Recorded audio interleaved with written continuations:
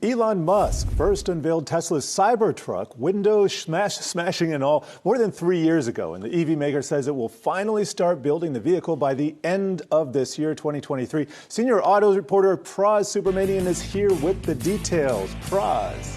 Yeah, you know, Jared, we saw last earnings release with Tesla talking about, Elon talking about how we're going to see this truck go into production mid-2024, 2023 this year. Volume production beginning of next year, and he said that it would add considerably to the bottom line, right? So this is a big release for them, supposedly on track after a 3-year delay, right? But I think there's some other question marks here with this truck. You know, big nice piece to the New York Times about how the stainless steel construction that they want to use for this truck is actually not that conducive for kind of mass production because it's hard to work with that material. It's difficult to weld. It's heavier. It can't be stamped or molded like regular steel parts.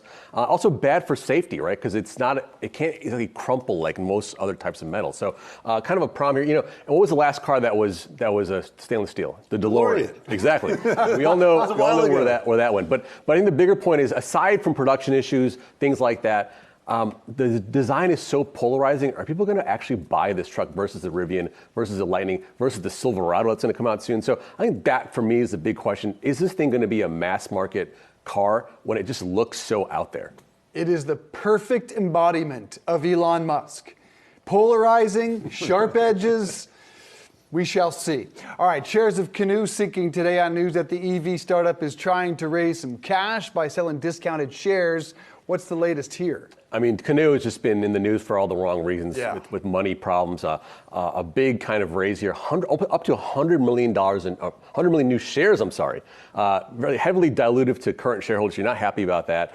The company has been struggling to get their one sort of product off the ground, this delivery van you're seeing right here. They have a big deal with Amazon, about almost 5,000 units that they want to sell to them. But the question is, can they have enough money to build these things and then enough runway to continue and survive? I think that's the problem. I think the actual vehicle, I've seen it in the flesh, it actually is pretty interesting. A very cab forward, a lot of space inside that cab there, supposedly autonomous, things like that. But can they get this thing off the ground? How much is it going to cost to make? What are your margins going to be? These are all the big questions that you ask for any EV company, let alone Canoo, which has been kind of struggling for a while now.